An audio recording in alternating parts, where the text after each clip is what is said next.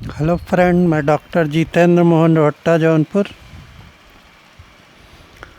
आज हम लोग कलकेरिया ऑस्ट्रियरम कलकेरिया कार्प 200 या 1000 या 10,000 नंबर के बारे में होम्योपैथिक सिम्टम डॉक्टर ईबी नैस के लीडर्स नैस बुक के बारे में डिस्कस कर रहे हैं। पैरों में इस प्रकार की ठंड व नमी महसूस होती है जैसे रोगी ने पैरों में गीला मोजा पहन लिया है। रात में पसीना आना और उसके साथ ही पैरों में ठंड का महसूस होना। सिर के विभिन्न भागों के अंदर और बाहर इस प्रकार की ठंड अनुभव करना जैसे किसी ने उस भाग पर बर्फ़ का टुकड़ा रख दिया।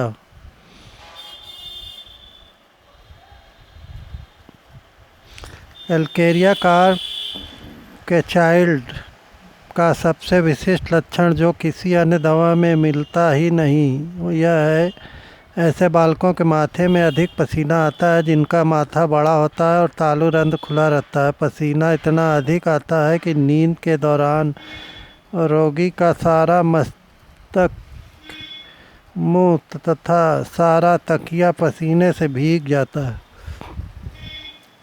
इस लक्षण को प्रधान लक्षण मानकर जिन शिशुओं को कलकेरिया औषधि दी गई वह मस्तिष्कोदक,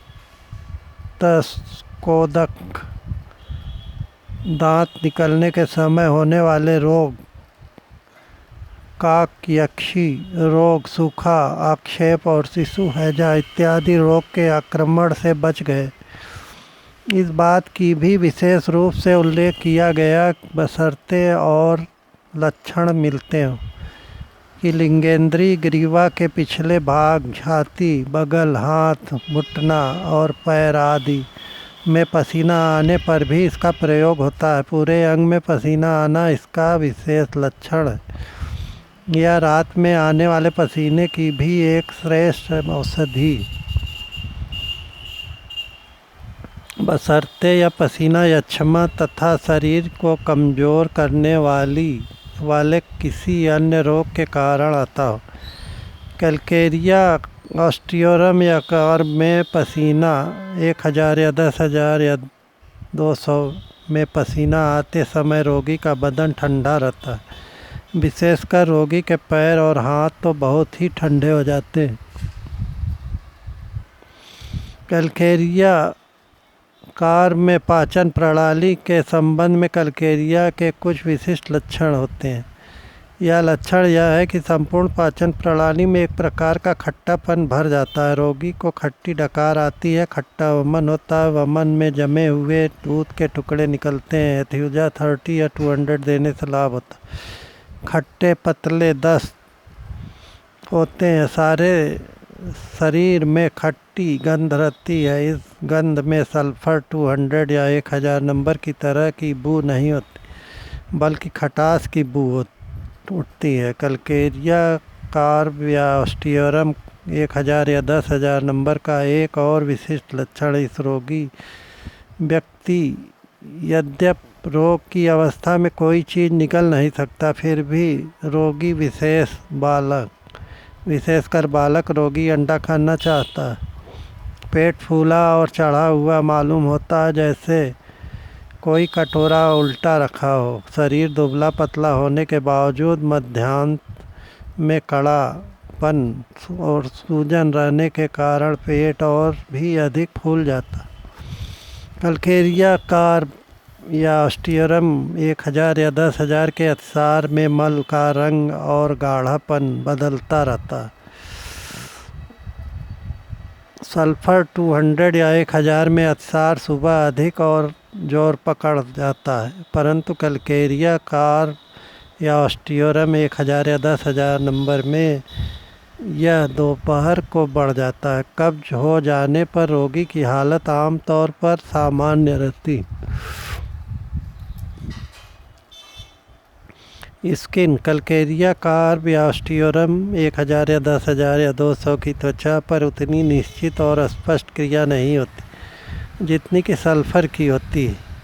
लेकिन यदि रोगी बालक की प्रकृति और लक्षण कलकेरिया कार्प या ऑस्ट्रियोरम 1000 या 10,000 या 200 से मिलते हों तो बच्चों के माथे पर एक्जिमा इत्यादि उभर जाने पर कैल्केरिया कार्ब या ऑस्टियोरम 200 या 1000 या 10,000 को आजमाया जा सकता है। सच तो यह है कि यदि कैल्केरिया कार्ब या ऑस्टियोरम 1000 या 10,000 या 200 की क्रिया से रोगी की शरीर प्रणाली का संशोधन होता है और रोगी के चर्म रोग नष्ट हो जाते हैं, तो यह मान लेना चाहिए कि चर्म रोग पर कैल्केरिया कार्ब ऑस्टियोरम 200, 1000 या 10,000 की क्रिया मुख्य नहीं है, बल्कि गौण होती है। कैल्केरिया कार्ब या ऑस्टियोरम 1000 या 10,000 या 200 के रोगी की त्वचा सामान्यतः शीतल,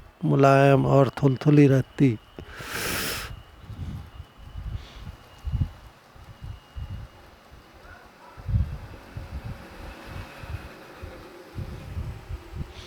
हमें यह भी स्मरण रखना चाहिए कि श्वास प्रणाली पर भी कैल्केरिया कार्ब या ऑस्टियोरम की क्रिया होती। फेफड़ों के क्षय रोग की यह एक मानी हुई औषधि है। प्रोफेसर बेनेट की मान्यता है कि यह रोग अधिकतर कुपोषण के कारण होता है।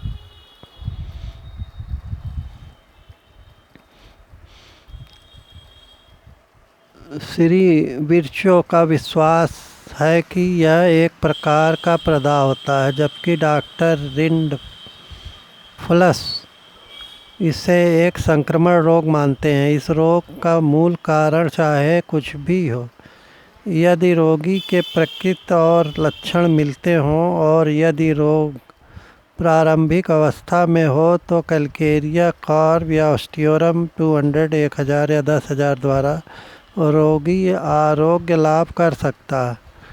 रोग की प्रारंभिक या पूर्व अवस्था में यह रोग बहुत से रोगी सल्फर 200 या 1000 और कैल्केरिया कार्ब या ऑस्टियोरम 200 या 1000 या 10,000 द्वारा रोग मुक्त किए जा सकते हैं।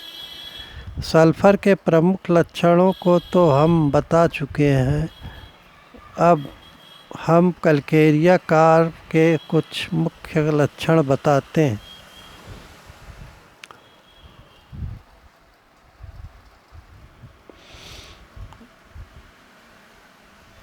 शिथिल या मंद प्रकृति, दाहिने फेफड़े के मध्य और ऊपरी भाग पर रोग का असर, ऊपरी बाएं फेफड़े पर सल्फर, छाती पर स्पर्श से और सांस लेने में दर्द मालूम होता, चलने विशेष रूप से सीढ़ियों पर चढ़ने पर सांस फूलना, बिना दर्द महसूस हुए स्वर को भंग होना, खास तौर से सुबह यह शिकायत होती है। उन महिलाओं के लिए विशेष रूप से उपयोगी है जिन्हें समय से पहले मासिक धर्म हो जाता है या बहुत अधिक मात्रा में मासिक धर्म होता है। उन रोगिणियों के लिए भी यह लाभप्रद है जिनके पैर घुटने तक अक्सर ठंडे रहते हैं। धन्यवाद दोस्तों, नमस्कार।